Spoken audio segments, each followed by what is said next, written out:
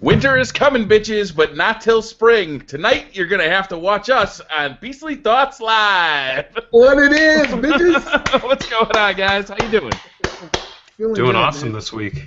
It's been a really nice week, man. It's been a lot of video game news and a lot of exciting, right? A lot of video game stuff. News. Yeah, it's crazy for December. You'd think it'd be like a slow. Oh, I left my PlayStation on. Anyway, talking about video games. Yeah, that's that PlayStation experience coming right to your bedroom. Right? That's right. That's right. So, what do you want to start off with? Should we start off with some what you've been playing, or should I talk about my new computer? Ooh, talk about the new computer. All right, I just ordered it. It won't be here till like between the 22nd and the 30th of December. Check this out: 4 gigahertz Retina display, 5K Retina display, not 4K. Ooh, damn, man! You peons out there, 5K. That's 5. That's real next gen shit right there. Wow. 5K display. I can't wait to get a hold of this thing. So today I decided, I broke down, right? I'm like, okay. It appears that I am going to be focusing on Destiny for quite a while, so I might as well make some intros and outros for my videos that feature Destiny instead of kind of the generic gameplay one that I used to use. And my outro has been Call of Duty since I don't know how long. It's always been Call of Duty. Mm-hmm. So I'm sitting there and I'm trying to put in all the transitions and make it look pretty, and I'm like, damn, this will be easier on a computer that's like 80 times as fast as this laptop I've been using since 2010. Yeah. So I'm excited. I'm really excited. It's just automatically my videos are going to get that much better because not only if I see a mistake, it's not like, oh, should I re-render it? Like, should I fix the mistake and re-render for 2 hours? Or just let the mistake go. Now, with the new computer, I'll be like, well, I can just fix the mistake and re-render in 15 minutes. Yeah, I mean, what you said 4 gigahertz? 4 gigahertz, yeah. Well, that's about twice. Cores. That's about twice what most people are using right now. So. Yeah, it's crazy, isn't it? It's It's really good. Damn fast. And the 5K display, with the 5K display, I'll be able to see 1080p video in my editing window. Like, it'll be an actual 1080p window. Damn. Wow, I've wanted this computer for a long time, and I've been saving it and scrimping and saving, and now, it's finally time. Which one did you get? Is it just an upgraded MacBook Pro, or is it a No, Mac I got the Pro? iMac. Oh, the iMac. Yeah, so it's like the big 27-inch with the 5K screen. My MacBook Pro that I use every day, there's really nothing wrong with it. It's a perfectly awesome computer, except that the processor in it is 10 years old, so rendering videos takes a long time. But everything else happens like as fast as hell, and I've upgraded it over the years. I've got a solid-state hard drive in it. I've got as much RAM as will fit in it. It still is perfect, like for watching YouTube videos or for browsing the internet or for basically anything. Even like when I'm making thumbnails, it works perfect for making thumbnails, like editing images. But rendering videos just is so slow on it, So I'm really excited. That's like the one thing that I'm most excited about is just, processing videos now is going to be that much easier, even editing them. Yeah. The reason I got this upgrade, this HP Envy, is because when I was initially getting into YouTube and starting to render, it was taking forever just to do a 7 or 8 minute video. Right. Yeah. Going to Sony Vegas to take an hour, to do a 5-minute video. This cut that time in half. And it's a moderately powerful computer. It's definitely not what you're looking at now. But my wife, she keeps telling me she wants that Mac Pro. Yeah. That $2,500 computer. Yeah, with the Retina screen on it. Yeah, she wants that, and so we might do that upgrade in the future. My wife is getting ready to start her own YouTube You know what they say, channel. Beasley? Once you go Mac, you never go back. You're damn right. That's what they say, right? That's why I have There's enough Mac right here. Yeah. That's another little tidbit of news. My wife, Katie, is getting ready to start her YouTube channel, guys, so stay tuned for news on that. She's really excited about it. Also, I wanted to make a quick mention to a good friend of ours show who's been a loyal member for a very long time. Justin, 9 to 5 Gamers, will not be on the Beastly Thoughts show for now indefinitely until he decides, or whether he does decide to ever come back. He's got a lot of things going on in life. He's got a baby on the way, and he he messed up bad, man. He fucked up with that shit. Having a kid was just the wrong direction to go. Yeah, but like I told him, I watched his video on his last show with the Beastly Thoughts, and I totally respect it. It's something that in a different period of time in my life, I probably would have felt the same way. So more power to you. We got nothing but love for you, Justin, and congratulations on the new baby. And we'll see you in the video game world, brother. Yeah, we were playing Destiny the other night and having a blast. Yeah, I saw him on ran there. through the raid. It was awesome. I saw him on there, but I was only getting on there to ask him if he wanted to play Smash Brothers. But you got on PlayStation 4 to see if you wanted to play Smash? Yeah, that's how I get. I don't know how much Sony's gonna like that. Yeah, well, thanks, Sony. But Robbie, you know what we've been doing. We use the PlayStation's party chat, and we play Smash Brothers on the Wii U because the Wii U's party chat is null. A bit small. Yeah, it's really hard to use. So we just have two systems up and going, having a lot of fun with that. But let's talk about these Game Awards, man. Yeah, man. These Game Awards really caught me off guard. Some really surprising winners. What are you guys' thoughts on the Game Awards? How do you think it went this year? How do you think the energy was? And was there anything that stood out to you? I would definitely say it was definitely a lot better than last year. I mean, you look at the VGX last year, obviously when you talk to anybody about that was a disaster. It was really a joke in the games industry. It just didn't go well in any aspect. It really just insulted fans of the game industry, and it was overall just a car crash. It was a disaster. This year, so much better, though. There was a lot of great games announced, lots of good categories. I think the show had a couple slow moments in between, but I think overall it really went well. And I really enjoyed it. I totally 100% agree with you there, Robbie. What about you, Briar? I didn't watch it live, and I'm just now looking over the winners.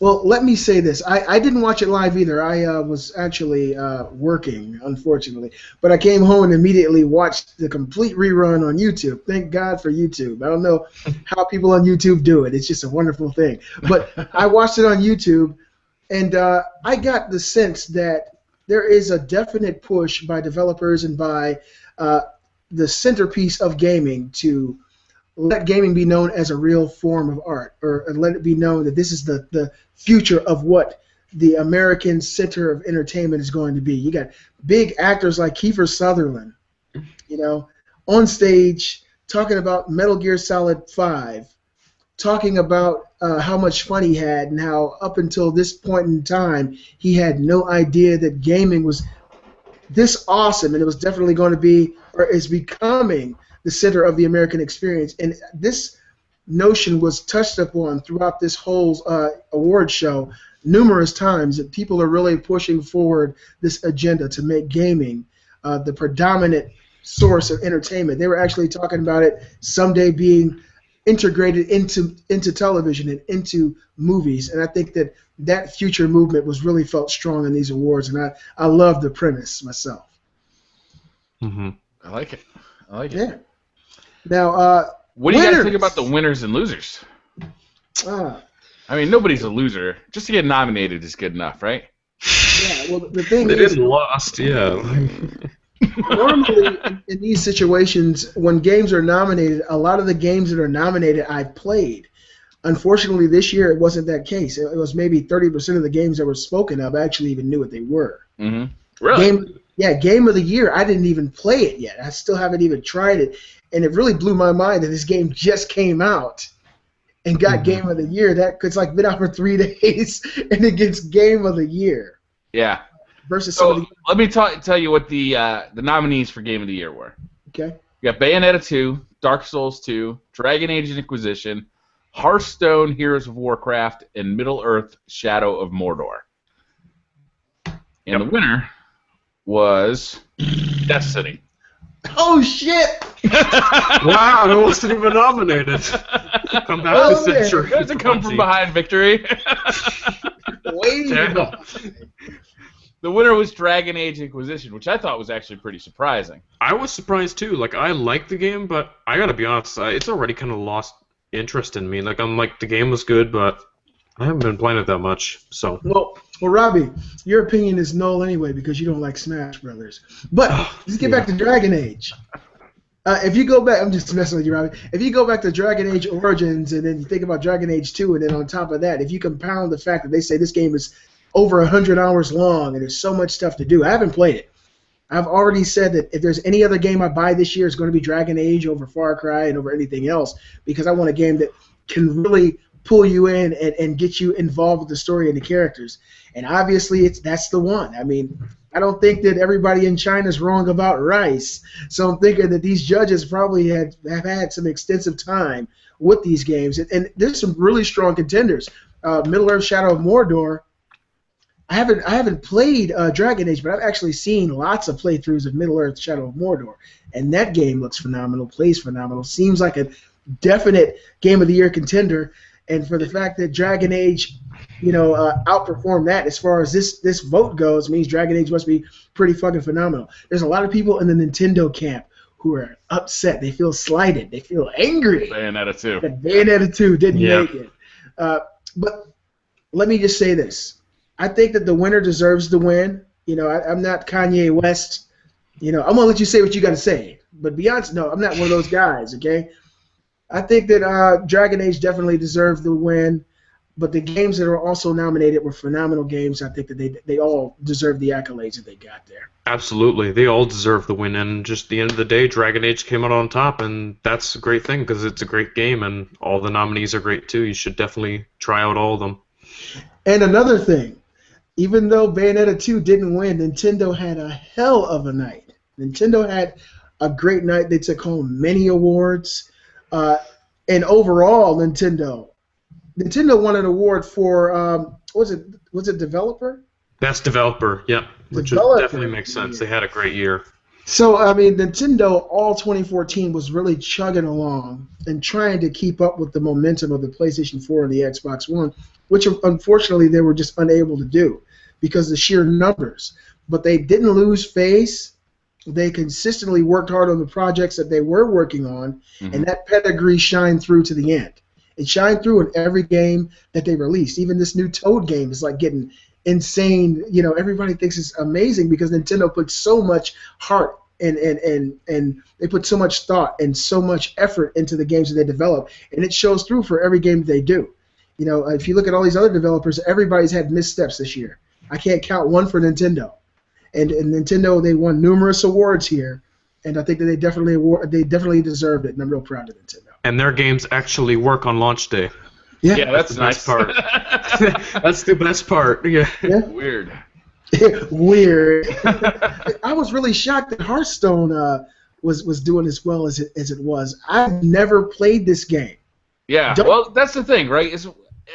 I gotta admit that a lot of the games this year, I just didn't play. I didn't play Bayonetta. I didn't play Dark Souls. I didn't play Dragon Age. I did play Hearthstone, and I did play Middle-earth. There's just a lot of games this year that I didn't get a chance to play. Yeah, same here. So it's hard for me to kind of nominated that I didn't even get a chance to try out, so it was tough to choose. Best independent game, Shovel Knight won. I thought that was pretty good. Again, I didn't play it though. I'm just going by what people have told me. I'm waiting for that to come out on the PS4 and PS Vita. I'm really excited about it. I did play Monument Valley. I thought that was amazing. Mm-hmm. I don't think I played any of the indies. Neither have I. Yeah, I just haven't had a chance to try them out. Shovel Knight, I'm really interested, though. I can't really blame us or a lot of gamers for not trying some of these big winners because this year we got just bombarded by AAA after AAA after AAA, especially in the second half of the year. We got a ton of games coming out. These are the games that had so much hype behind them, and the games that actually came out and performed the best weren't the games with all the hype behind them. And so we were focused on, getting the AAAs, getting the games that everybody was talking about, and we were missing these gems throughout the year. And these games end up being some of the best games of the year. And sometimes it happens like that. Yep. What you got, Briar?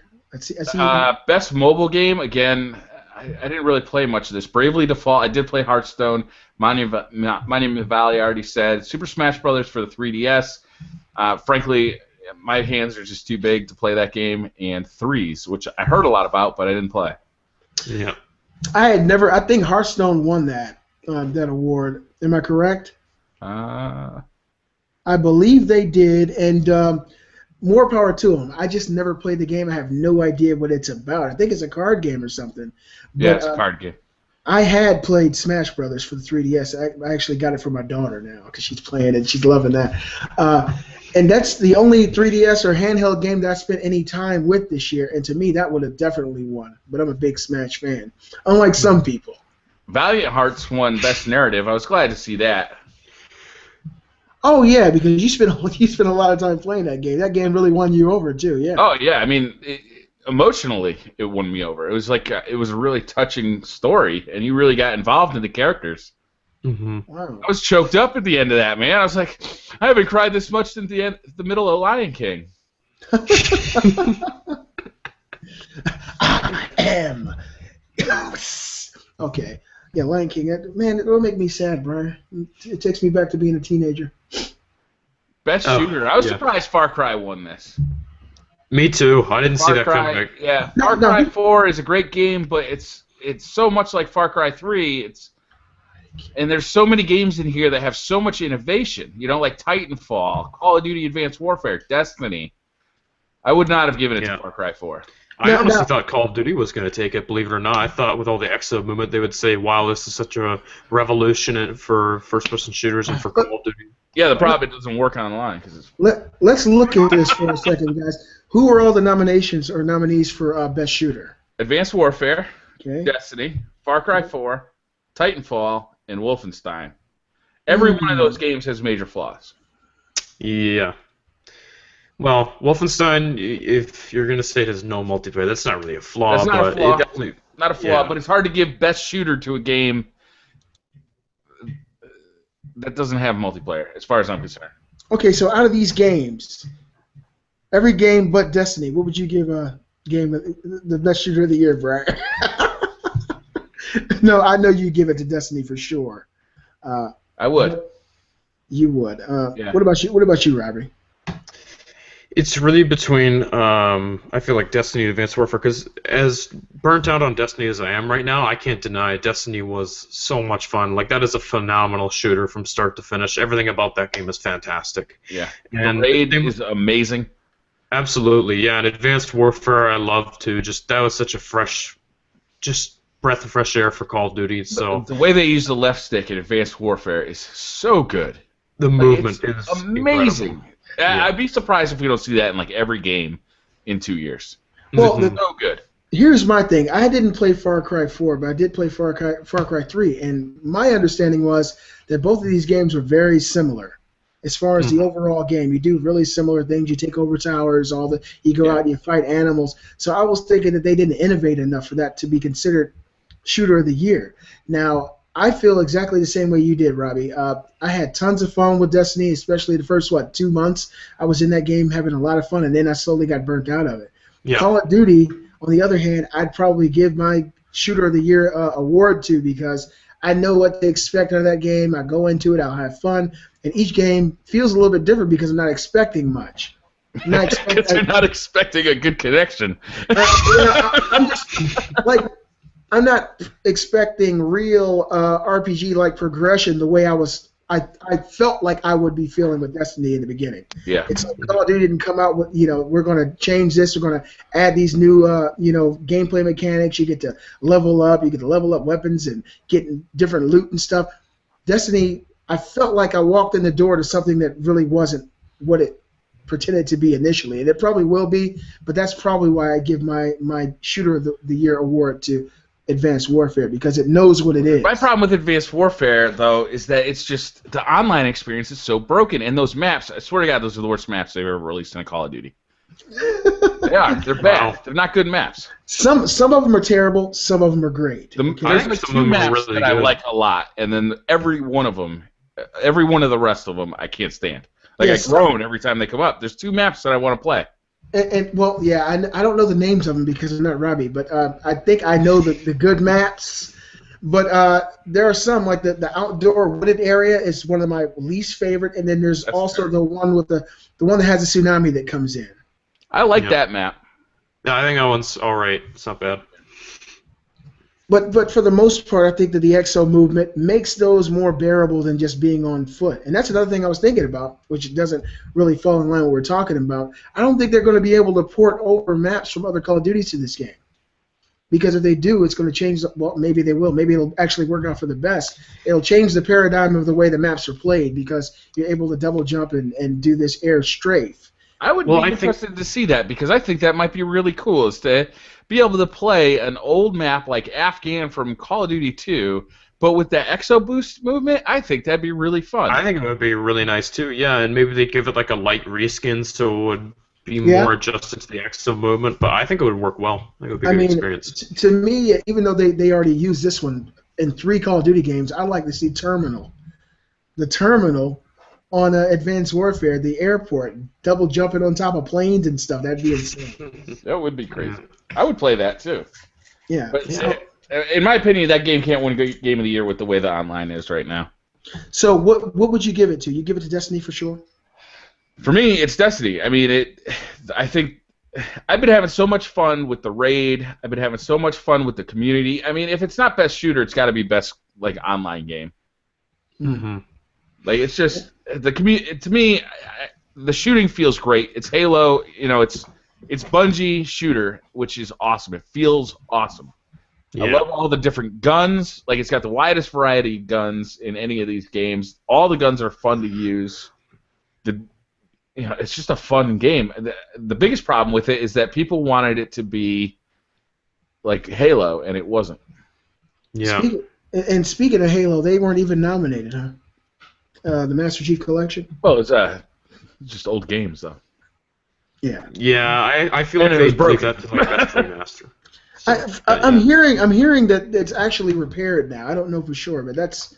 I'll go check it out. No, they're still having issues. Like, they fixed some of the issues, but more have come up since they've been patching it. Like, there's still plenty of work to be done on that game. It is far from perfect, unfortunately. I think Phil Spencer's walking around in Microsoft offices with a hammer in his hand, just hitting people in the head right now. In his underwear.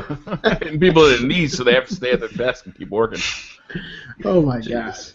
Any other of these that you want to talk about? Any of the action-adventure went to Middle-earth Shadow of Mordor? Yeah, that seems pretty fair. I mean, I think that was a really fun game. It was slightly repetitive. It gets better as the game goes on. Yeah. Sunset Overdrive, I think, was a little bit disappointing. Oh, really? I've heard everybody I've talked to says that game was fantastic. That's what I'm hearing too. Can you elaborate a little bit, Mr. Rabbit? I haven't played it. That's just what I've heard. So. Gotcha. There's so many games in here that I haven't played. I almost want to just move off of this topic. Me too. Like, I feel like no, I kind of to say about this. I feel like I kind of just wanted to glance over and then kind of move on because we got tons of announcements from like PlayStation. Let's talk about the PlayStation experience. Well, that's the thing, okay? Because when the Game Awards were going on, that was the thing at the forethought of my mind. The Game Awards, who's winning what? Who's winning what? And then finally, when it was over, it finally clicked that the PlayStation experience is going on. Yeah. December 6th, December 7th. And so these little tidbits of news started creeping into my life. And then I realized that the PlayStation experience was better than the fucking awards. They showed so much great stuff. I don't know. The VGAs, now this isn't the VGAs, but it's a successor to the VGAs. I couldn't stand the VGAs because it was all about commercialism. They had, celebrities who didn't know what the fuck video games were coming up on stage and making asses of themselves. From what I've heard, this is better, but to be honest with you, I don't really care.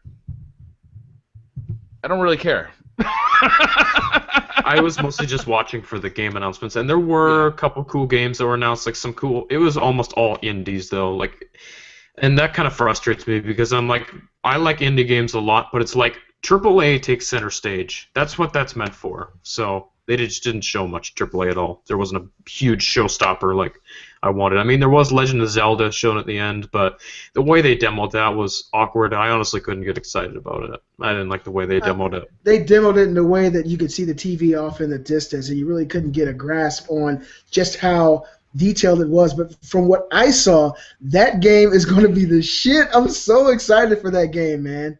That game looks phenomenal, the new Zelda. It's wide open. It looks like an Elder Scrolls game in a Zelda world.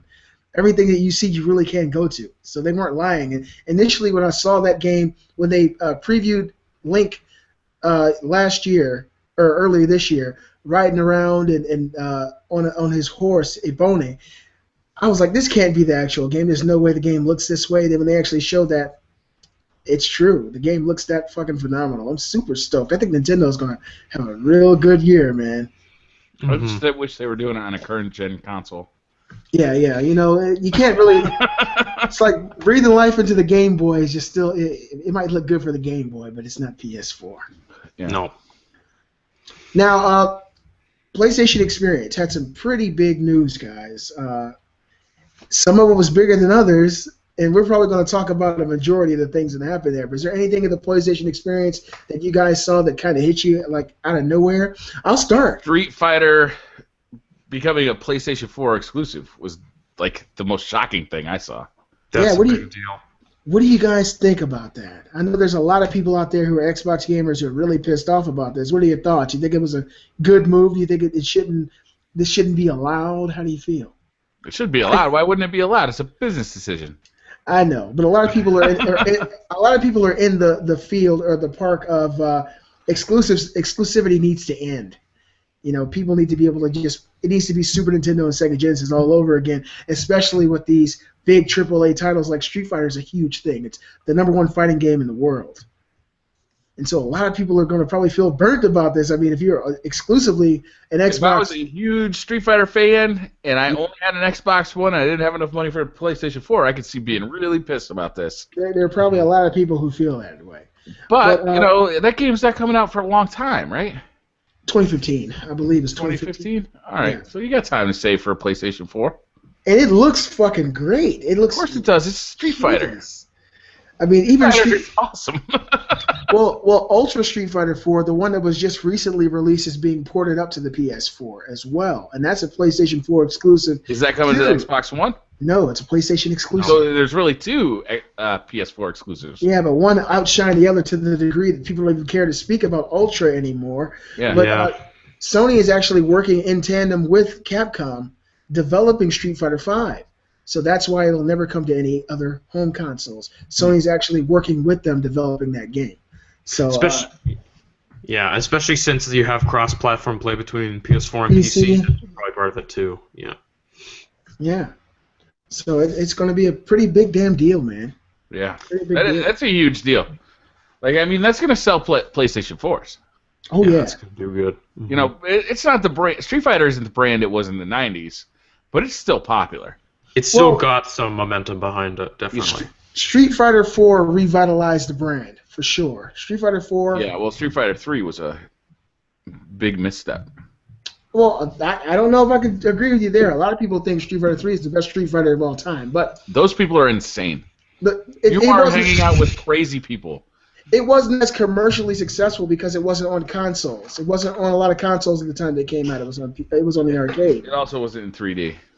I mean, it's true though. Tekken. Well, what about Street Fighter EX? That was a 3D Street Fighter that sucked ass. So yeah, it all depends, I guess, on the game. But Street Fighter 3, if you make a shitty game, it's going to be shitty no matter what name you put on it. Street Fighter 3 is definitely not a shitty game. I'm not saying it's a shitty game. I'm just saying it was a misstep. Yeah, well, I don't think it was commercially as successful as it could have been. But I think Street Fighter 4 is the actual Street Fighter that breathed new life or brought back Street Fighter gamers to the actual Street Fighter brand. It's phenomenal. Street Fighter 4 is phenomenal. It's just a great game. Yeah, definitely. And now that PlayStation is 20 years old, EA, I want to tell everybody who's watching the show live, if you haven't done this now, go do it.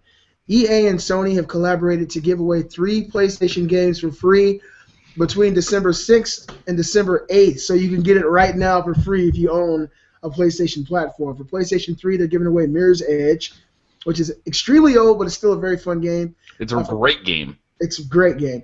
PlayStation 4, they're giving away Plants vs. Zombies Garden Warfare, which I haven't played. Actually, I have it now, which is great.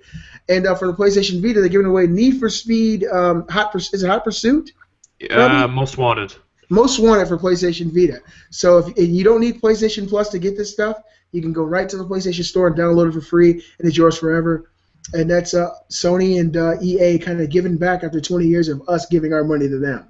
So take advantage of those deals if you guys can. All three of those are pretty good deals. I haven't played that Need for Speed game, but I generally like the Most Wanted games. I just haven't played it on the Vita. And if it's as good as any of the other ones, I think that's a great Vita experience. You know, it's a pick up and play kind of game. You get to drive around real fast, getting chased by cops. That's awesome. Yeah. That's great. And now, I think Garden Warfare is a phenomenal game. A lot of fun. I have not tried that. I heard many people say it was really fun. It's a first-person shooter, right? Third person shooter. It's third-person shooter. Yeah. It's really weird to take an RTS and turn it into a third-person shooter.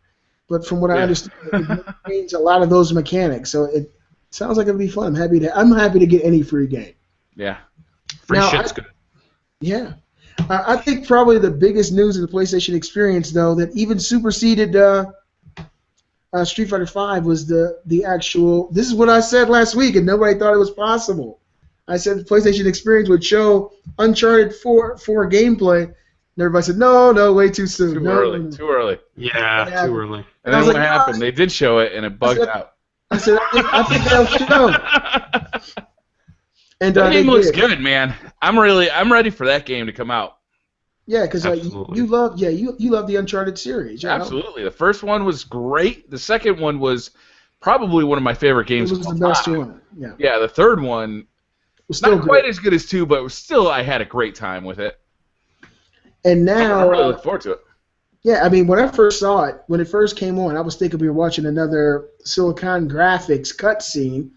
Because the camera panned up on Nathan, you could see the wrinkles in his face and how real it looked, and then it panned back, and you realized you were watching an in-game model. Yeah. He turned around and started walking around. I was like, holy shit! You get that moment where you're like, this is the game?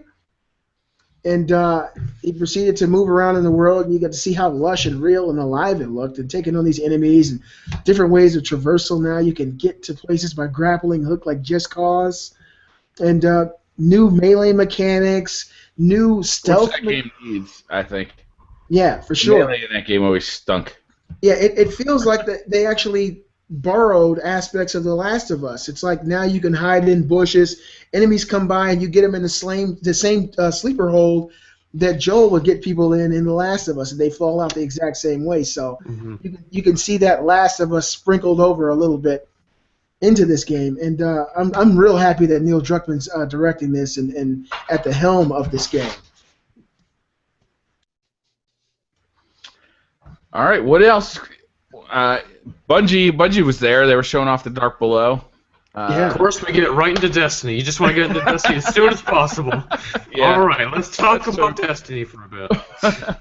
They also said that 9.5 million players are active on Destiny, which I thought that's a pretty big number. That's quite a lot, yeah. It's not the what is Warcraft claiming these days? Like 50 million?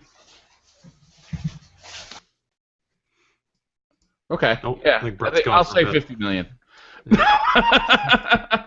But yeah, I mean that's a pretty big number for a game that's three months old. Yeah, it's amazing to have your community stay around that long. Usually, a game that would last that long would be like Call of Duty. Usually, it lasts the year until the next one comes out. But most games, the community just dies off after like a month at the most. But this is definitely having more long legs. Term, I think. Yeah. And now with Dark Below coming out, I bet its player base will boost back up. It'll go even more. So we'll have to see. It'll keep lasting. Now, I got a question, guys. Now, you said Destiny is boasting about 9 million players active right now. I think, about a month and a half ago, it was 13 million? So... I don't know. It was I don't know either. It was 13 million active players about 2 months ago. So let's hope, at least, that the Dark Below has enough spark to bring some of these gamers back. I don't know if your numbers are quite right. Yeah, I do. It was 13 million active players in Destiny at one point in time. But hey, I could be wrong. Look at my eyes. I feel a little sick. Okay. So what else happened for the PlayStation experience? New God of War. Robbie, you're psyched about that, right? So what I was going to say about this didn't officially happen in the press conference, but later in the day, there was a God of War retrospective panel with the folks from Sony Santa Monica, the developers who make God of War, and I guess the lead designer of their studio was asked if they're making God of War so many times. He finally just confirmed that they're making a God of War game. That's Really? going to be their next game. He said he'd be ready to talk about it in like a year or two from now. He said it's not going to be a prequel, so it's not going to be like God of War Ascension, and I guess it would be a reboot or something like that, but it's definitely very early in development, but at least it's confirmed. So, because we were kind of saying, like, their game would likely be announced this week, either that or it would be a new IP or a new God of War, and even though we don't know anything really about it, they confirm there's a new God of War coming, so, yeah, it's official. Now, are you excited for this, though, Robbie? I mean, I know last week, Briar, you were saying you kind of got to wore it out a little bit, right? Yeah, absolutely. Yeah. What will they have to do? I mean, because graphically, God of War 3 was really pushing the envelope of what action-adventure games looked like at the time for the PlayStation 3. It was something totally different. It was like on the level of the first time you see Gears of War. It was like a different kind of graphical style that really stood out. Will they have to redo that all over again and maybe create a whole new style that kind of bring people back in, or change the story? Or I'm sure just being on the new generation PlayStation 4, like such a more powerful console that allows them to do so much more, that'll definitely help, like to take that franchise to the next step. And it definitely does need a reboot. I feel like God of War has just been getting kind of tired over the last couple of years. I think they need to kind of rethink that franchise a little bit, and do something different with it. I'd like to see it kind of taken in a bit of a different direction this time around. Well, I mean, I think that Kratos has probably enough of a fan base that Sony Santa Monica is totally fine with just releasing the game. But hopefully they revitalize the brand enough to bring some of the old God of War fans back. Because that was another thing, too. They didn't even confirm that Kratos is going to be back in the game. When they were asked about if Kratos is going to be back, they didn't say anything. Like they were Maybe it'd be a good God of it. War, or new God of War. Good God of War, I just said. New God of War, that'd be cool. At least it'd change it up a little bit. Really? Yeah, like have a new main protagonist or something like that. Yeah, it could be a fresh change to that franchise. Kratos has moved on to Shovel Knight. He's going to be 2D. He's going back to his 8-bit days. Yeah. I don't know how well that works out, though. It's like, you guys remember what they did with Devil May Cry? I think it was Devil May Cry, for the first one for the PS3, when Dante was no longer the main protagonist, and they gave the helm to this new character, Nero, and he had this long arm. Now, I'm not saying that Nero was a bad character, but it wasn't Dante. And a lot of people felt that. It was just kind of like Raiden was in Metal Gear Solid 2. People got pissed about that, but once the game came out, the game ended up being good. It was. I have it. It was okay. To me, it wasn't. It wasn't Devil May Cry 3. It wasn't Devil May Cry 1 good. It was a pretty decent story with a new protagonist who happened to look almost exactly like the regular or main protagonist. And I just felt like it was kind of a cutout type of situation. They just didn't want Dante to be the main guy, but they put in another Dante and named him something else. Yeah. And with God of War, I don't know if that would work because Kratos is the centerpiece of that franchise. Yeah, like my problem isn't Kratos either. It's really the gameplay mechanics just feel dated to me now. They're just definitely getting time repetitive. events and all that stuff, and like the chains of whatever they're called. Like, I don't know. Like, they need to change that up somehow. Definitely. I don't know if changing the character would be enough, but they definitely have to do something about it. Mm-hmm. That was great. I loved it when it was new, but I got sick of it pretty quick. I didn't even play like the last few games that came out. What did you guys think about the footage that really confused me more than I was confused initially of No Man's Sky? Now, before they showed this footage, I, like most people, had no idea really what this game was about. We actually touched on that last week. Yeah. That we don't know what this game is, and I was alluding to it being kind of like Destiny, where, you know, you see it, you can kind of imagine where it's going, but this new footage that they showed really showed a lot more of the same. Of you going from one planet to another planet, looking around, getting into another ship, and going from one planet to another planet. But they never show why. They never show any kind of motivation other than just for the shits and giggles. Yeah, like what's the story behind that game? Why are Is we? there a story? Yeah. Or is it kind of like make your own story, like Minecraft? Yeah, so it really... I think it's more going to lost be make now. your own story like Minecraft. I think they've created this world. that's randomly generated, and it's going to be up to players to kind of make their own story. And explore. Yeah. Yeah, I think that's going to be what it is, and I think it'll be cool, and I'm definitely going to buy it, and I'm going to play it. I don't think it's going to hold my attention, just like Minecraft didn't hold my attention, but I think there will be people who do really get into it. But I think the tech that they use in this game is absolutely stupid good. Like, I can't wait to see it kind of migrate out to other games that I'm personally more interested in. Especially being an indie game that is made by literally, I think, less than 10 people. That is incredible. That is so ambitious for a studio that size. Like, yeah, that's incredible. The way you can fly out of the atmosphere, get into like a multi-ship, like huge space battle, and then fly down back into the atmosphere of a different planet and start flying around. Like, all of this is seamless. There's no loading time. It's all dynamic. It's Imagine amazing. if Destiny had that. Like, you never had to sit there and watch your ship load. You just flew it around. That would just be. Can you imagine? Oh, well, my God. The beauty of this is that this game turns out to be a crock of shit, which it just might. It might be, like you said, a new take on an old type of game like Minecraft. This technology exists now, and we've actually seen it in action. Yeah. So you know what it is. So if you get a more talented studio, because the studio behind this is a very small indie studio. Yeah. Yeah, it's Hello Games. They're made of literally, I think, like 5 or 6 yeah, people. 6 people in the studio. Working there. So imagine if this technology gets migrated to a big studio with a grand story and a huge scheme and evolved character progression, and it would really be what Destiny could be, in the future. I mean, the thing is that line in the sand has already been drawn, and this technology, whether it's new or something they've been working on for a very long time, it exists now. So this infrastructure exists for them to actually push it forward in the future with a bigger team and more devoted developer. But imagine if Hello Games actually pulls this off. Like, it's really as ambitious and I hope they do. Gigantic as we believe it to be. That's going to be one hell of a feat for them. I see this game, for me personally, like, from what I've seen, from what I know about the game, I truly see this game holding my attention for, like, a week or, like, a few days and just being, like, blown away by, like, whoa, this is so, whoa, I can do that. Oh, my God, this is so cool. Yeah. And there's just nothing to keep me coming back. Like, eventually that discovery and imagination kind of wears off because you're doing the same kind of things. Like, how many more planets am I going to discover that are, like, with nothing to so do? similar? Like, I don't understand what I'm supposed to do. Yeah. That's the thing. I'm hoping but the thing is, these questions, Briar, that they're being asked these questions as we speak. What is the game about? We saw your footage. What do you do? So at the same time, though, if you asked that to Notch at Minecraft when that game came out, I bet you wouldn't have got a whole lot of answers. And how many games has that guy sold? I mean, it's the most popular game in the world by a long shot. Mm-hmm. So, I mean, my opinion on this matter is almost mute because I don't like Minecraft. It's just not for me. Like, I messed around with it. I was like, okay, this is cool. I really like the technology they're using.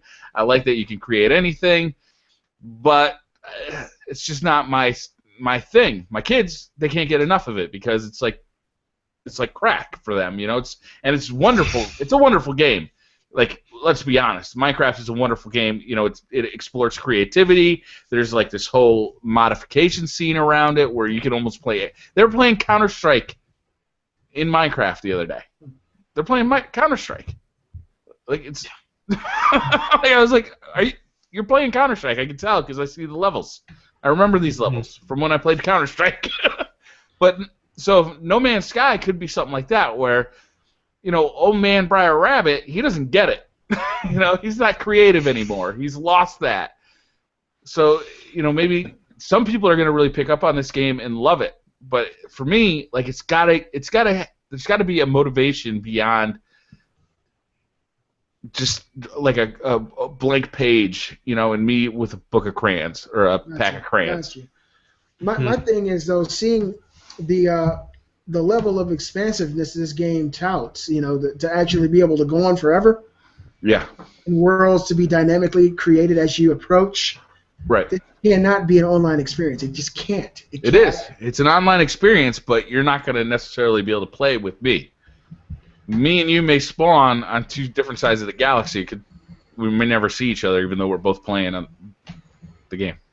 if they could somehow make this a tandem experience where you and a group of friends can actually go, yeah, I'm sold. I mean, even in a situation where it's like Minecraft, where you go and kind of create your own story or enslave races on planets or barbecue dinosaurs. That's how Destiny caught me. Is that the story was really disappointing, except for the fact that all these stories were happening among us, like when we were creating this story, and it was hilarious and it was fun. And now, you guys have all moved off of Destiny, and so I've started like hanging out with other people, and like I've got all these new friends. Is that what you're saying? You're just ditching us then? Screw your new friends, Briar. We're more important than they are. Like I know where these people live. Like I hang out with them on almost a daily basis just because of this game. This social experience has been phenomenal. In No Man's Sky, I don't know if that's going to be the case because I can't even necessarily connect with the same people day to day. Now, back to I don't even know if there's going to be voice chat in this game. I want to get back to these new friends, okay? I want to judge your friendship with them versus us. You haven't started sexting them yet, have you? I mean, I'll sext anybody. You know me. I'm pretty sure that didn't take long to develop in our friendship. Like that's pretty early on. Day 2. Yeah. Oh, wow, BriarRabbit just sent me oh, shit! Oh, my God. Christ. That's not something that takes me a while to get used to. Got a new phone? Let me just take a nice picture. Yeah. Oh, man.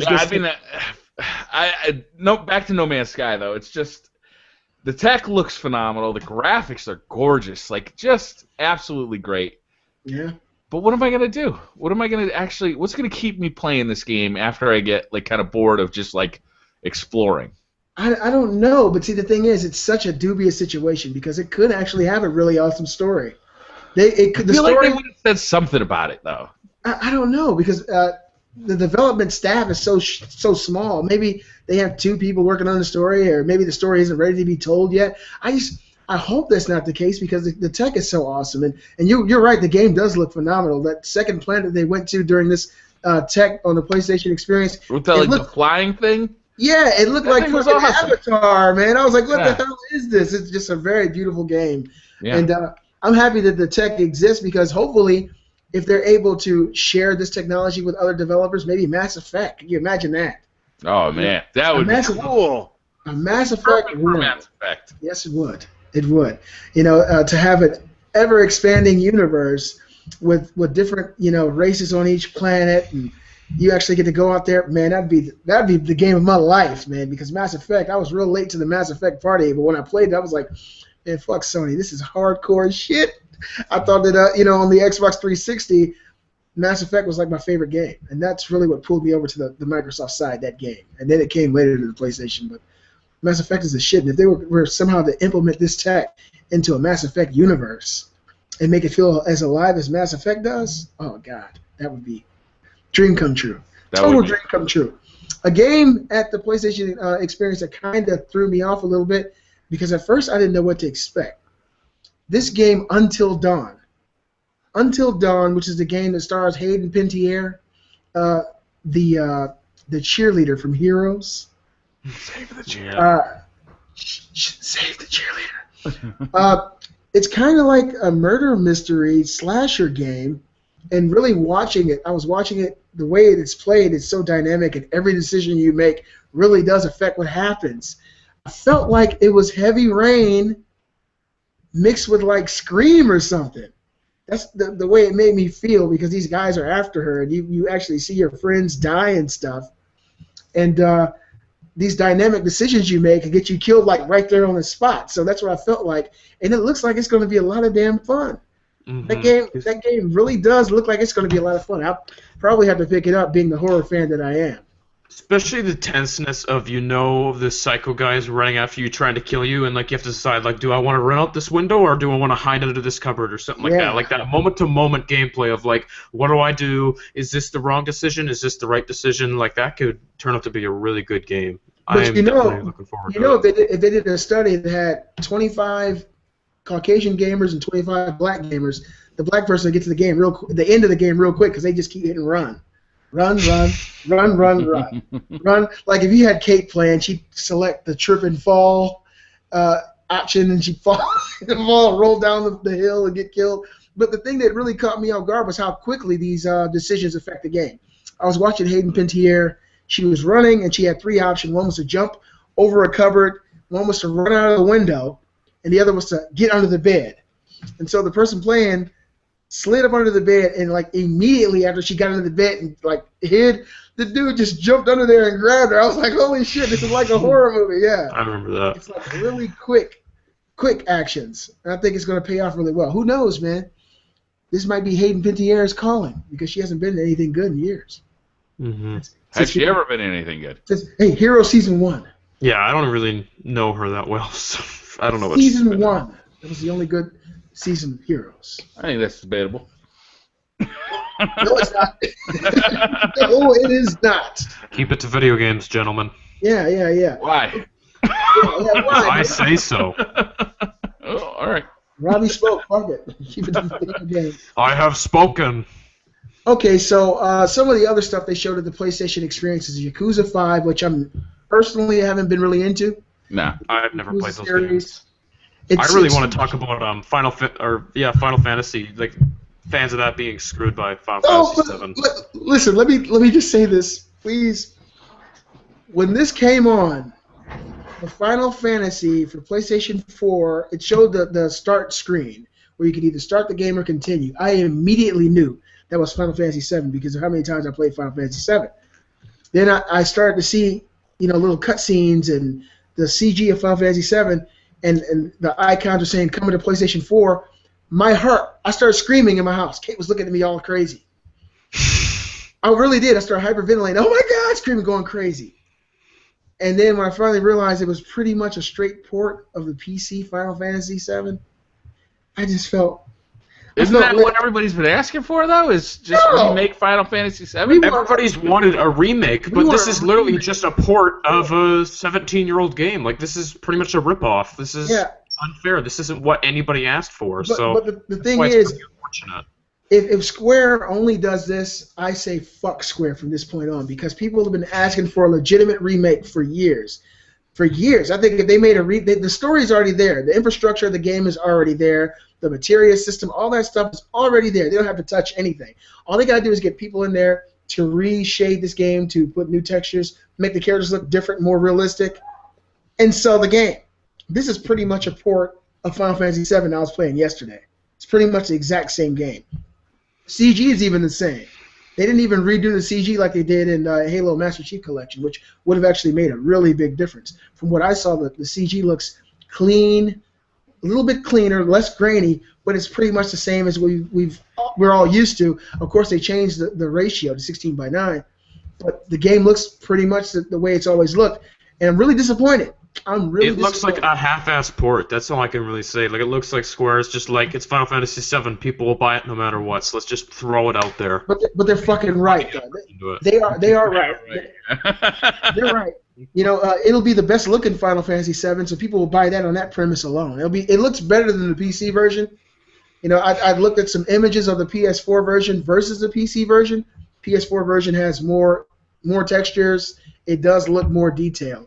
But I was hoping that the characters would look more similar to the way they did in Final Fantasy VII Advent Children, the animated film, to kind of make it seem more alive, to see Midgar in that light. But if they're going to just port it, I'm hoping they want to see who buys it so they can decide whether or not it's worth it to actually go in there from the ground up and rebuild the game. Yeah, have you guys seen on the official PlayStation channel, they have that trailer uploaded? I think it's got something like 2,000 likes, but about 11,000 dislikes. Like, people are really unhappy about it. The community's speaking out like, this is not okay. This is not what we were promised. So. Well, to be honest, we weren't ever promised that, but I mean, everybody just wanted to believe there was a real HD remake coming, like three generations later. But not too nerdy's not here, so I'm gonna be him. So, Robbie, did they actually promise that? No, they didn't promise. They didn't promise that. Okay, what they did was they just gave us something to keep us holding on until they decide whether or not they want to make that new game. That's my not too nerdy for the day. Okay. I hope they do at some point in the future remake this game. Briar, everybody, if they remade that game, I think you'd buy it. Everybody would buy it. You'd have to. It would just have to be a part of everybody's collection. But this here feels like Robbie said, a cash cow. It just feels really like does. It's a cash grab. Quick cash grab. It's like they just want to get a few, because Capcom's, not Capcom, Square has been in trouble this year as far as finances go. So they want to make some quick money. They know Final Fantasy VII is probably an easy way to do it. I don't know if I end up picking this game up if they announce later on some new features or the ability to change the graphic styles, make it look better, or who knows. But right now I'm really not excited about that. I think that was really a dropping of the ball, if you ask me. What are your thoughts on this, BriarRabbit? Because we know you love Final Fantasy. I don't love Final Fantasy. Oh. Well, we already screwed up here. Yeah. They would have to make one hell of a remake to Final Fantasy VII for me to even consider purchasing it. All they have to do is change the graphical style. The story's there, the emotion's there, the character development is there, the background is there. All that's there. They would have to change the gameplay mechanics. They would have to change a lot for me to get into that game. That game is old, and it feels old. And it felt old when it came out, to be honest with you. No. Yes. No. It felt light years better than like Chrono Trigger. Come on. Japanese RPGs at that point felt the same that they had for the Nintendo Entertainment Center, their system. Like they just were not changing the graphics. Final Fantasy kept changing the graphics. They kept upping the ante on the graphics, but just this turn-based role playing it was a turn-off for me. That's the thing that I agree with you. They would have to change it. It couldn't be turn-based. It'd have to be more dynamic, like Final Fantasy 13. How lightning is, how you could actually walk around enemies and strike them. And move dynamically out of the way to avoid attacks and switch characters on the fly. Yeah, I do agree that it would probably work better if they did that, but I wouldn't necessarily think it was a bad thing if they reskinned the game, made it look modern, and had the old school playstyle. I'd still love the hell out of that. I'd kill that game. Yeah. Okay. All right, it's Final Fantasy. Let's just move on. Did any of you guys see the Arkham Knight footage that they showed? Oh yes, God no. Damn! I can't wait for that game. Oh my God! You should watch it right now, Briar. Arkham Knight. I don't know if that was the game. I know we had a crazy question. I think it was last week or the week before, and I don't know if I picked Arkham Knight as my game of choice for the game that I'm most excited about, but it definitely would be now.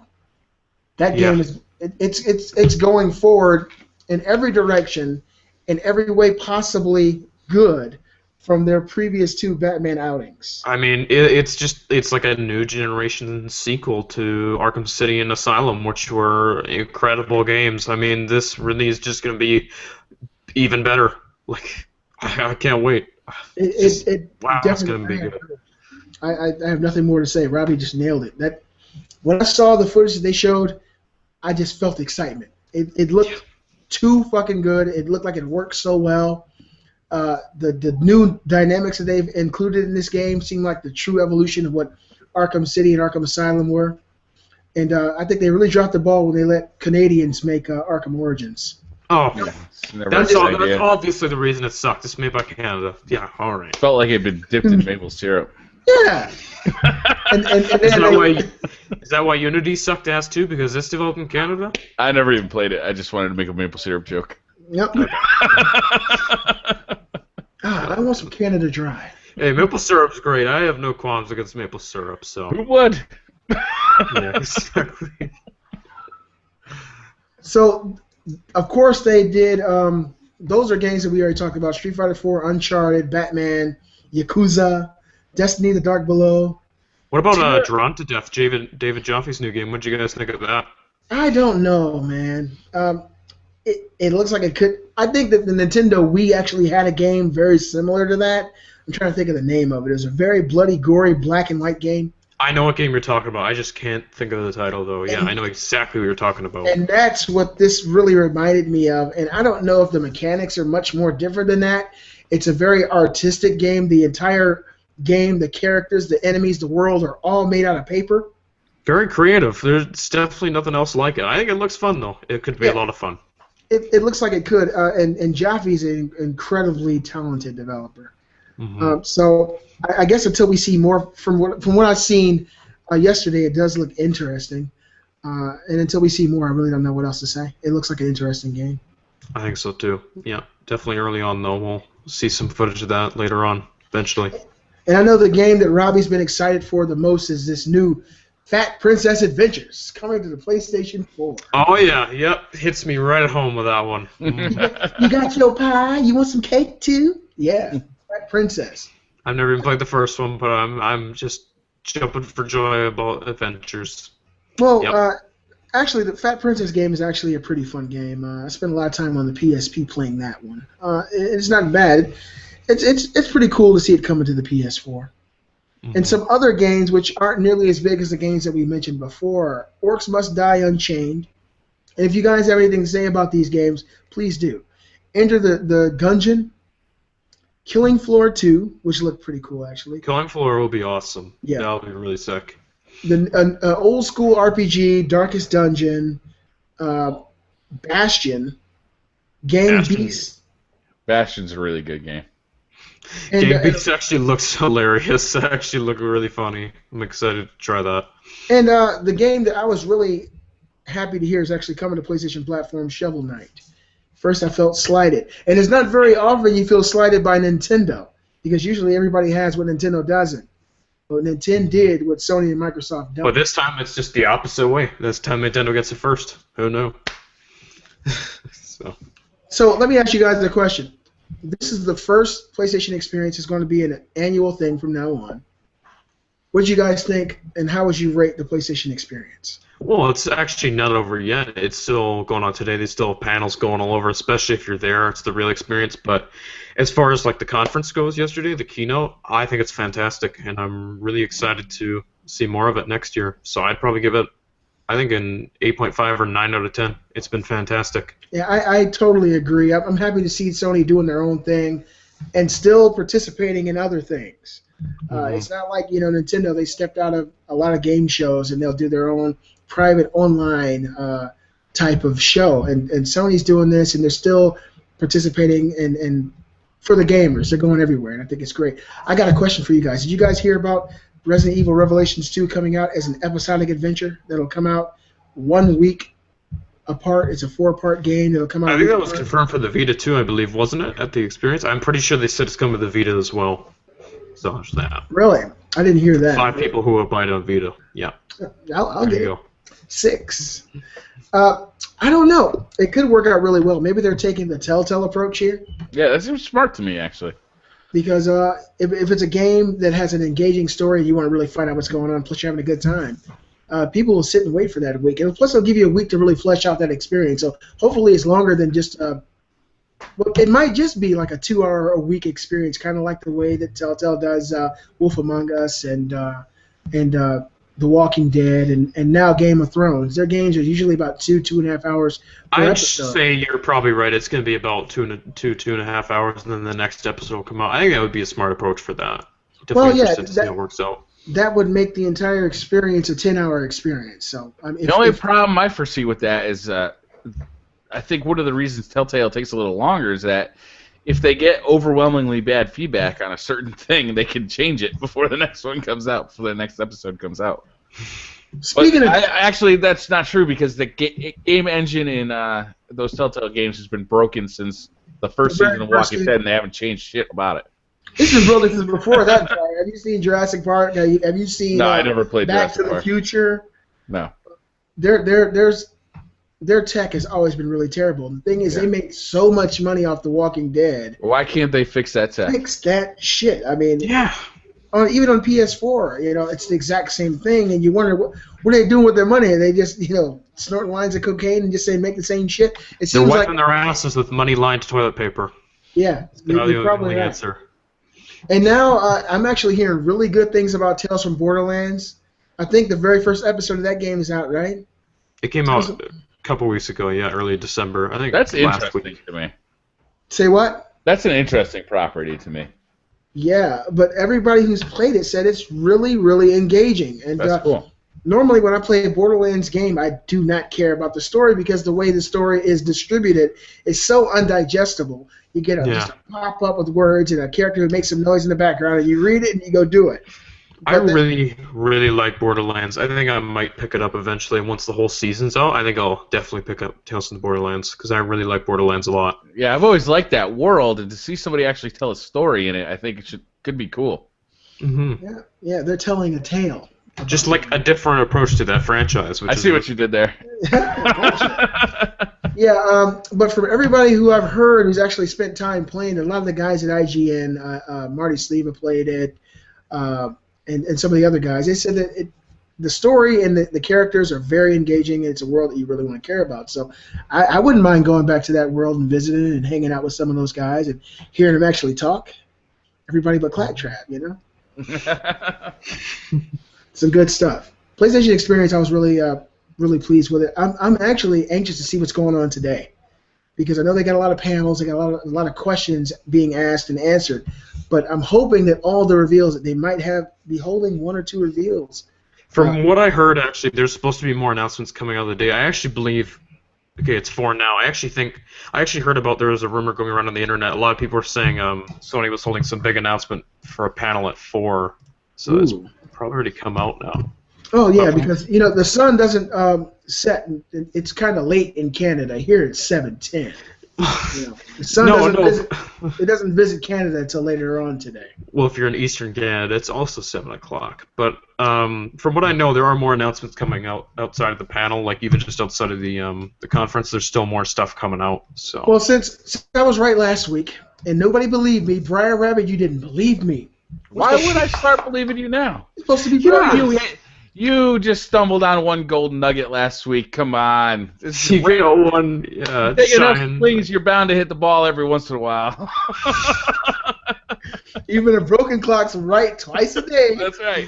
You're bound to make those crazy-ass predictions and get them once a year right. So. Now, my other crazy-ass prediction is, and I got to say it, The Last Guardian, they're going to show up today. All right, good shit. I'm done. I don't think so. Drop the mic. Well, just like we said, Fallout 4 was going to be at the Game Awards. That sure as hell didn't happen, and I am so disappointed. Like, man, yeah, it's just... Like, is this becoming our Half-Life 3? I don't know. I'm starting to feel like maybe it's just going to be announced one day. Like, we'll turn on IGN or something, and Fallout 4 will be announced. Like, it'll just come out. They'll just pop it out. Might turn on IGN and they'll be reviewing it. That's what I mean. Like maybe they're just not going to announce it at a big convention like E3 or PlayStation Experience. Maybe they're just going to be like one day, like, yeah, here's Fallout 4. They're just going to talk about it. I mean, if I was a developer of a game like that, like Half-Life or like Fallout 4, that I know that the world wants this property. Yeah. And the expectations are so high. Yeah, they've been wanting it for so long, and you've got so many things, to revolutionize and change about the franchise, as well as keep staples of the franchise, and you got people waiting and on this line for years. I wouldn't say shit till the game is ready, or at least till it's close to being ready. Yeah. Well, we've heard a few things, like it's supposed to take place in Boston and many leaks. Yeah. Script got leaked like a year ago. We know it's happening, but like we know that's a real game. It will happen eventually. It's just the question is when. No, but realistically, that game. There's no chance that it's not happening. It is a real game, and it's gonna happen. Absolutely, they'd be so foolish to not make a Fallout 4. And you know what? Even though I already know it's true, you look at Robbie, his eyes. He's so serious. You have to believe this guy. I'm with you, Robbie. He said it's gonna happen, man. Damn it. It's gonna happen. Better believe it. Tell me I'm gonna get a raise next. You're gonna get a raise, Beastly. So are we gonna play the Dark Below expansion next week or what? You guys gonna jump in on that? Briar, if you want me to be on there, I'll be on there, man. What level are you? Are you up to 27 yet? 28? Level 4. Level 4? All right. You got a little work to do over the weekend. I'm level 26, Briar. All right. So we gotta get you running the raid. We gotta get you running the Vault of Glass. We gotta get you some legendary gear. You got to run some strikes so you can start That sounds so exciting. You got to start running some strikes so you can buy some Vanguard gear, get yourself up for the new raid. Holy shit. I'll tell you, I'm really excited for it, but I can tell you guys aren't. Briar, I'm super excited. Let me explain. Let me explain. I'll say it for you, Robbie. This is something new in Destiny. We're extremely excited about something new. Okay, this is not like we're playing the same shit 17 times. This is a whole new world. Well, that's exactly the problem, because eventually Destiny's content, what's there, it just got burnt out. Like, we just need more to do, and now this is a reason to jump back into it. Did you guys ever finish the raid on hard mode raid? No. I haven't. We played together. We couldn't beat it on normal. It was all my fault. We had to back out. I felt so bad. Briar was like, "We're not fucking getting anywhere." And not too years like, "All right, guys, I'm going to get out of here." Justin left real early. He was like, "I can see this shit ain't going to happen." Guys, I also just thought of something about PlayStation Experience too. I was really looking forward to. Not Last Guardian, but this is a franchise that's been really close to my heart, and it's been rumored that Sony's been back for a while. And this is Crash Bandicoot. I was really hoping for Crash this weekend, but it looks like it's not happening. And I wonder if that's ever going to happen, because that franchise means a lot to me. And a new Crash that Sony buys back, that would be incredible. Well, in the meantime, what you could do is get your mom and dad's car keys, or get on the expressway and hit that gas. Whole new Crash. Now, I don't know if Sony is going to get Crash Bandicoot back, and I don't think Naughty Dog will get it. That just I don't think Naughty Dog will work on Crash. I feel like they'd get somebody else to work on it. Yeah. I mean, it's just not their pedigree anymore. They've moved on and evolved so much. Who would be good to work on a Crash Bandicoot game? What do you guys think? I feel like Sanzaro Games, they did a really good job with Sly Cooper that came out in 2013. I think it was called Thieves in Time. Yeah, I think Sanzaro would be the perfect pick for Crash Bandicoot. I hope good. so. How about Nintendo? We could get Nintendo working on it. It would work. You'd have to pay a lot of money, though. Yeah, I don't know. But the thing, Nintendo has more money gaming money than any other company out there. Nintendo's got, I think, they were net worth at $60 billion. Wow. Big fucking money. So I mean, I was reading an article on them that said they could actually fail consoles 10 times in a row and still be fine. So they got enough money to buy exclusives. I think they're just a little into themselves. They just sit on it, like they were too overconfident with like the Wii and stuff like that. They're like, we can do anything, anybody's gonna buy our product. So they just get too confident. They were right with the Wii. It just didn't translate very well into the Wii U. So, yeah. Hold on, what the hell is Briar's show? What the heck is that? Whoa. What? You guys don't like cookies? I don't like cookies like those. Holy shit. So as soon as it popped up, I was like, man, that's crazy, man. It would be nice to see an old franchise come back. I'm trying to think of the name. Mystic Ninja Goemon? That was a really fun game back in the days of Nintendo 64. I'd love to see Jack and the Forever Man?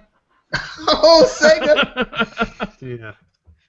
Man, no, but seriously, you guys, like, I was so hopeful for Crash this week, because I remember when I think I was literally like 3 or 4 years old playing Crash Bandicoot on the original PlayStation. Like, I have so much nostalgia for that franchise, and the rumor mill's been going for a while that Sony bought back Crash, and even towards PlayStation Experience, it was heating up again, and I don't know.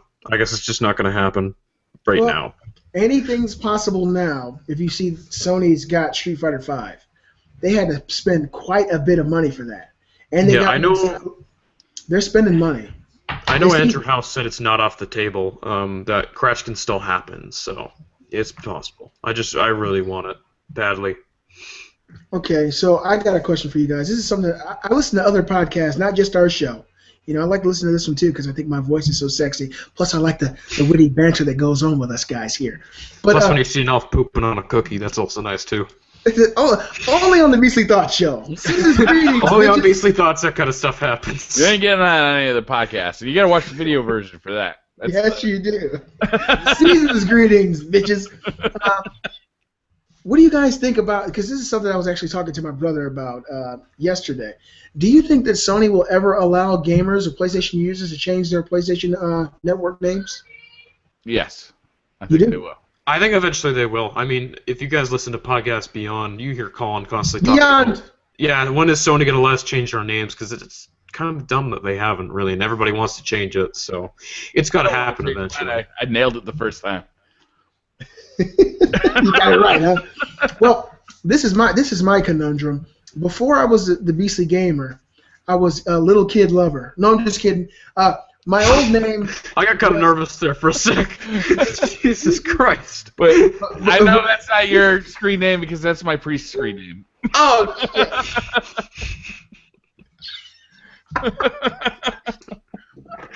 my old nervous. My old. It's all right. You're away in Canada. We can't touch you. Oh. So my old screen name was Candika, Candika, Candika, and it's a character that I created years ago on PlayStation 2. And every game that I was able to pick and create a character, I created this chick. And so it became synonymous with me on online games. Everybody knew that was a character I chose, so I just created that name, and I had it for years. And for many years, guys always thought I was some pretty little blonde or whatever, but that was just the name I used. And I spent so much money on PlayStation Network on the PS3, probably hundreds and hundreds of dollars on games. And when I became the Beastly Gamer, I grew a beard and said, the hell with that female alter ego, I created a whole new account, and all my old games are still on my old account. And not only would I like them to be able to change names, because that name really is not synonymous with the way I feel about my manhood, I would like to be able to combine. I think that's out of the question. It probably is, but just for the small percentage of people out there who have more than one account, to be able to like link them together, not combine them, but maybe link them together so that you could play those games across both of your profiles, I think that'd be pretty cool. I have two accounts as well, and I don't think that's going to happen though. The reason I have two accounts is every once in a while. Well, I actually have 4 accounts for Xbox 360 and 4 accounts for the PlayStation. Do you have one called Hunting Christmas Noobs? No, that's a good one though. He's getting ready to make an account right now. He's looking for it too. Look at I get way too excited now. That should definitely be your name, Briar. Especially on Christmas, you have like Christmas pine cones in the background, just jamming and just smashing people on Christmas. Just change it Christmas Day, Hunting Christmas Noobs. There's a new Iron Banner coming out. I'm looking forward to that. Oh yeah, That's going to happen right around Christmas. Actually, before Christmas though. Yeah, Noobs, man, that is the best. Like, you get like all these people coming into this game, right? Whatever game it is, and they're so excited because they just unpacked this game. They can't wait to start, mixing it up in multiplayer, getting their swerve on, killing people, and they just get fucked up.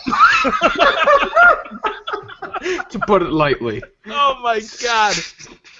I think the best year had to be for Black Ops 2. I don't know what it was about that game, but for some reason, when the Christmas Noobs, Black Ops 2, when it was released, it was fast. The network code was buggy. It reminds me a lot of Advanced Warfare, but it was not. I don't think the network code was as bad. But they were patching it right up to Christmas, and I felt like the network code in that got just about as good as it ever got right around Christmas, and all these people just like got dumped in, and it was, oh my god, it was slaughter. It was a slaughter. Like, it was like crazy how many kills I was getting. And you people watching, see the glee and the joy in Briar's face. He's getting so excited right now. I remember one time I was standing on Nuketown, right? Yeah. I was literally standing there with an LMG in the corner, just spraying people down because they just kept walking in front of me. That's worse than a bitch bomb. It wasn't that I didn't want to move. It was I didn't have time to move. There's so many people coming in front of me. Imagine with Advanced Warfare 2, the noobs getting to learn. Oh my god, that's gonna be great. Yeah, that's gonna be crazy. Brian, Destiny's gonna be the same way. I want you to promise us right now. I don't care what game it is, Destiny, Call of Duty, whatever. I want to see a Christmas news video. Oh, I do Christmas news videos every year, man. Oh yeah, we're doing that. There's nothing better. I think I don't care what game do something together. We might all have to get on the same team. Yeah. And just have like a Christmas, like a Beastly Thoughts Christmas noob slaying team. Yeah. Yeah. You can do all the Christmas slam. Yeah. Yeah. Only BriarRabbit takes this much joy in making people hate their Christmas gifts. It does suck, right? Like, you got to feel for these people, but it's just... I can hear it now. These poor kids getting destroyed. This fucking guy just killed me 7 times, Mom. I don't want this game no more. Briar, you're ruining little boys' Christmases everywhere. And you know where they all go is there's 2 places that new players go. And you got to know this, right, going in, is they either play free-for-all or they play team deathmatch. Mm-hmm. They don't play any of the objective modes. They don't play any of the big team modes. It's free-for-all and team deathmatch. That's where you got to be Christmas Day and, like, for the week after. It's the killing fields. You got to be careful, though, Briar. And see, I'm saying this from one brother to another. You got to be careful in the slaughter of Christmas noobs. It could unbalance the equilibrium, right? I could imagine 15 years from now, a new podcast is going on called X Gamers, and they say, "When did you become an X Gamer?" Well, I remember back in 2014, my mom got me this game, Destiny, and I wanted to play it. And I got in there, and there was some fucking guy, I can't remember his name, it had a rabbit in it, though. But he killed me 27 times. I said, fuck video games from this point. You got to keep the balance, Briar. Aren't you kind of glad, though, that we didn't have, like, when I was a kid, I never had this happen to me. Yeah. You know, we didn't have online multiplayer games when I was a kid. So I didn't, like, it's an adult life phenomenon for me, is that, you know, Call of Duty, Halo, those are the games that the Christmas noob phenomenon has started in, because I buy the game when it comes out because I'm an adult and I have cash. Yeah. You know, I have a job and I can spend my money how I please. So I buy the game when it comes out, and then you get good at the game for 3 or 4 months, and then all these poor kids get the game for Christmas. This goddamn slaughterhouse. Oh, man. You guys better fucking be careful, because this man is after you, okay? he's there to make your experience as painful as possible. Black Ops 2, that was a good year. You know what? Talking about this has really got me amped for Christmas noobs. I'm going to be honest. I can't wait either. I'm so hyped. I'm getting super hyped for it now. Only BriarRabbit can make me this excited to fuck people up who have no idea what they're doing. This is so insane. The only thing you can hope for is that some patch comes out that breaks the single-player experience on Christmas Day, so they're all just forced to go to the multiplayer. Jeez, man. The only thing you can hope for. It's the only thing that can make it any better. Right now. Yeah. He's conniving. He's ready. This is not video game related, but I want to ask you guys, are you guys Terminator fans at all? And if you are, did you see Terminator? When they used to make good movies. Yeah, well, we're not talking about Salvation or Terminator 3. We're talking about the next shitty Terminator movie.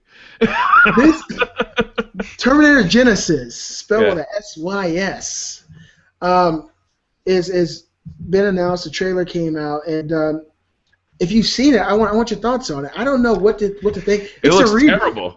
Here's what I'm gonna say. I didn't even get through the whole trailer. I literally got like less than halfway through it. I was like, I swear I've seen this movie 100 times before. It's the same. Well, you literally have, because they redo it. Exactly. Look, it's the same movie I've seen before. I'm like, I've seen this in every other movie. I'm done. Just there's nothing special. I feel a little bit differently. Maybe I'm just more of an optimistic person, you know, because in Canada they're all pessimists. But I literally got really bored watching that trailer. Like, it looks awful. Like, it looks bad. It's just it doesn't look good. I'm seeing mixed impressions of it. I really haven't seen everybody say it's bad. I know a lot of people have been down on Terminator because the last 2 movies absolutely sucked dog ass, and I agree 100%. And Arnold Schwarzenegger's movies haven't been that great lately, so you know that's another thing to look at as well. Oh man, this looks like a reboot. It shows the future. Yeah, they send the Terminator back to protect Sarah Connor, but unbeknownst to the future, another Terminator's already been sent back when she was a child and stayed with her up until they sent Kyle Reese back to protect her. And it's basically part 1, but told in a different timeline where they sent a T-1000 back to kill Sarah Connor when she was a young woman. So it's really the same movie, but a completely different timeline, different enemy, and it might be good. Now, I love Terminator to the heart. I think Terminator 1 and 2 are some of the best movies of my lifetime. I really enjoyed them. and I hope that before Schwarzenegger dies, at least his last Terminator outing isn't like the Terminator 3 movie or that god-awful Terminator Salvation. So I'm just hoping. I'm hoping that it turns out to be a good movie. I mean, you never want it to be bad, right? We always want it to be good. We never want it to turn out not so good, but unless it's so epically bad that I can talk about it and have a great time on the yeah, if it's so bad it's good, that's a bad thing. But if it's just so bad it's so bad, then yeah. Like sometimes I'm watching a movie, I'm in the movie theater watching a movie, and it's so epically bad that I start like getting happy about it. It's hilarious. I can't wait to rip on it. Like Transformers? Yeah. I can always tell when you hate a movie, but you had a good fucking time. If you laugh when you destroy the movie, you completely destroy every part of the movie, but you're laughing like the entire time. It's almost like Christmas news. Yeah. Get so much joy out of so much unhappiness. When you feel it in the air, it's just joy everywhere. I should do more live comms because I do get a lot of joy out of playing multiplayer, and when I'm like really like messing people up, like I laugh a lot. And I start yelling stupid shit at people, and it's fun. I do enjoy multiplayer quite a bit. I did some live gameplay with Kate this weekend. I saw that. We got some more of those, too. And I did a live gameplay with my son, my 13-year-old, who's, you get 13, you start to smell yourself. You get in school around your friends, you brag that your dad has every game console, so you equate yourself as a real gamer. So you come home one day, you start talking shit to your dad, telling him that you can beat him in Smash Brothers? Mm-hmm. Really, son? Smash Brothers? So we got 4 or 5 games that I recorded, his audio and my audio, and him getting his ass destroyed. And I'll be uploading those shortly for people to laugh at the child boy who thinks he's a man-child. I won't laugh at him. That seems somewhat mean, but I'll still laugh at him probably. I'll be nice to him, I promise. I was talking smack to him the whole time. I'd hit him, I'd say, stupid, stupid, stupid. Yeah, he'll be talking about that in therapy in 20 years. Yeah. There was this one time we played Super Smash Brothers. My dad wouldn't stop touching me. He kept hitting me, calling me stupid. You're gonna haunt his dreams. Now. Yeah. Oh, I gotta tell you, dreams. I want you guys to give me your professional opinion on this. I gotta tell you guys what happened last night. This is not a lie. This is not a joke. Mm-hmm. If it's 4 hours or more, you want to go see a doctor. No, that's not I can go about an hour and a half, and then I'm good. But we were sitting in the living room, and if you guys look in the very back corner behind my finger, there's a camera on the wall. So I got a camera protecting my video games because they're important to me. I don't have any cameras in my kids' rooms, just in the living room. But anyway, you actually have a camera in your house? Yes. Really? Yeah. Like video surveillance? Yeah, I'm being recorded right now. There's a sign on my door that says, "Don't kill me, motherfucker, unless you want to be videotaped." Okay. So last night, my wife and I were sitting in the living room watching TV, and it's 3 in the morning. I start to hear this loud.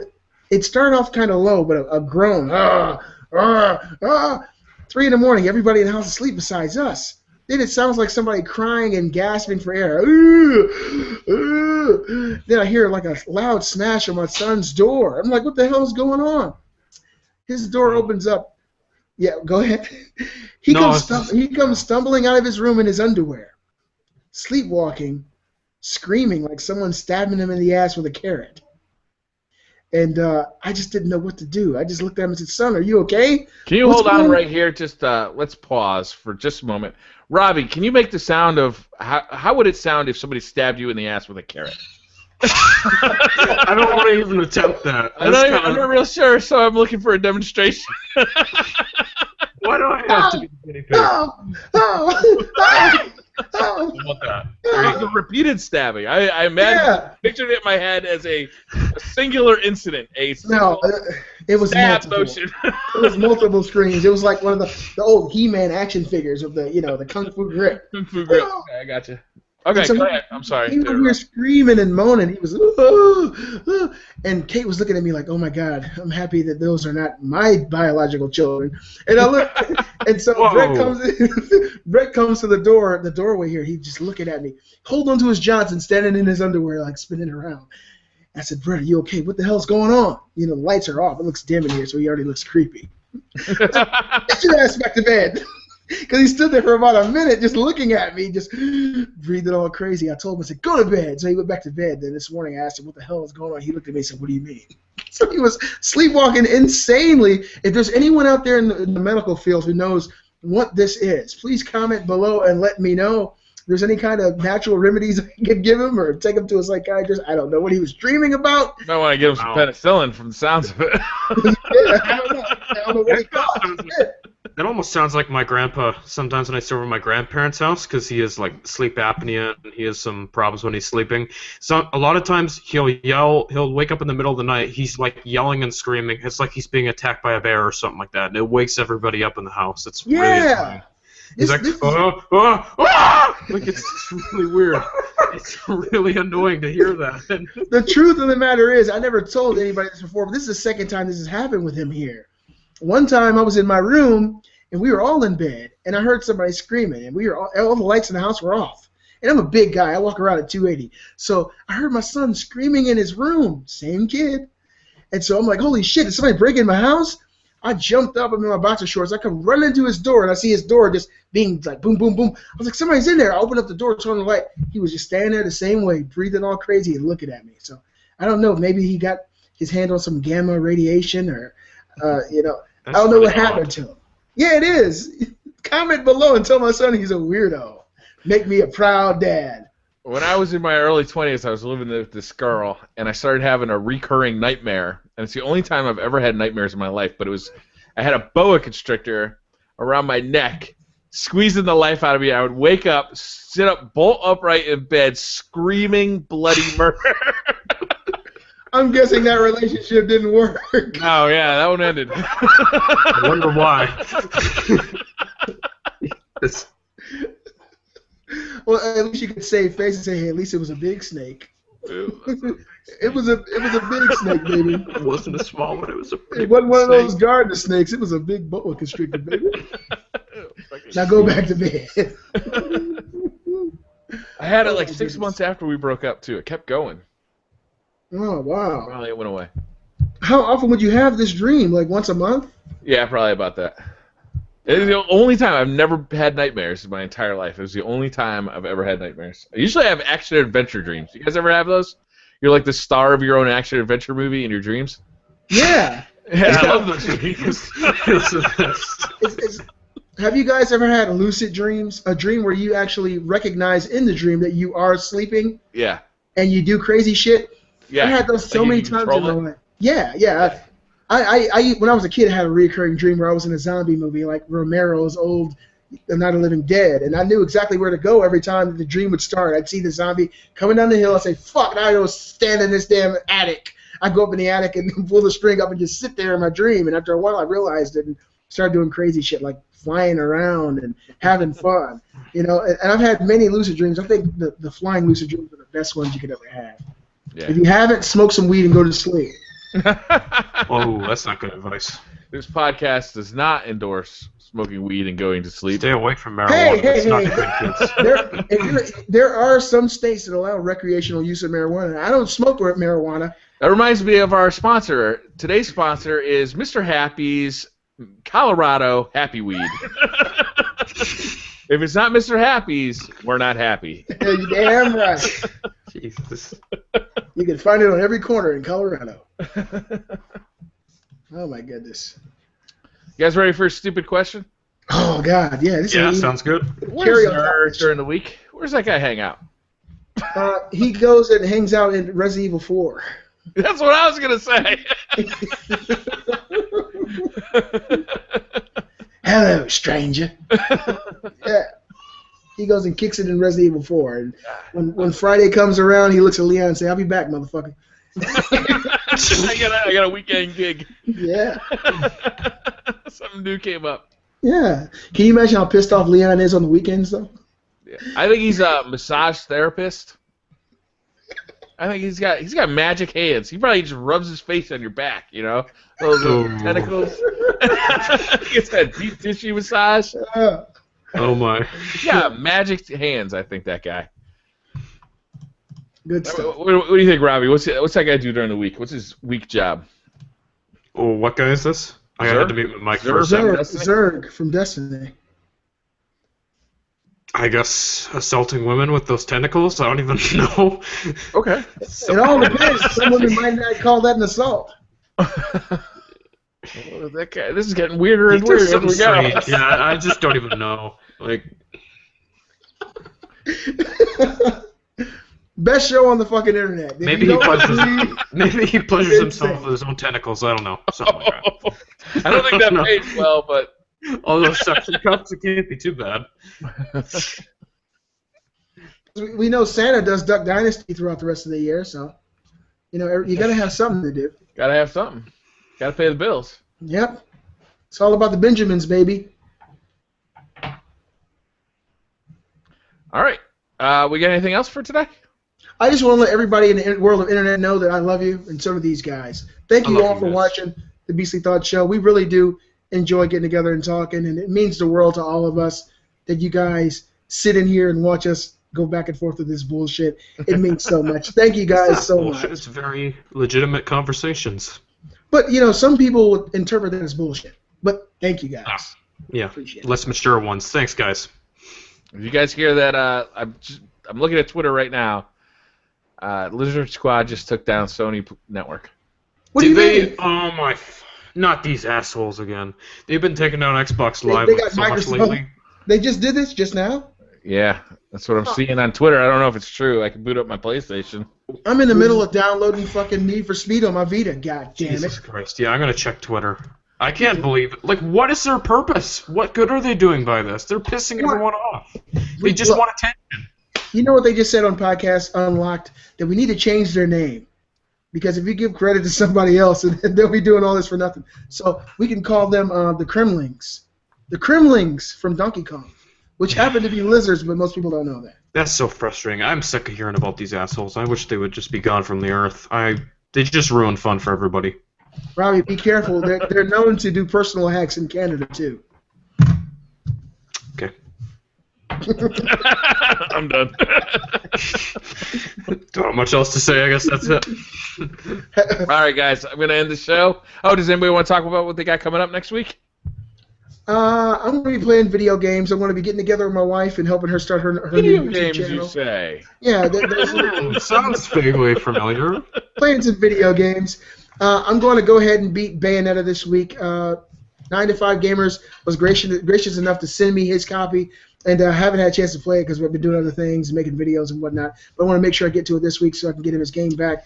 Playing some Call of Duty. I'm going to be playing some Destiny with you, Briar.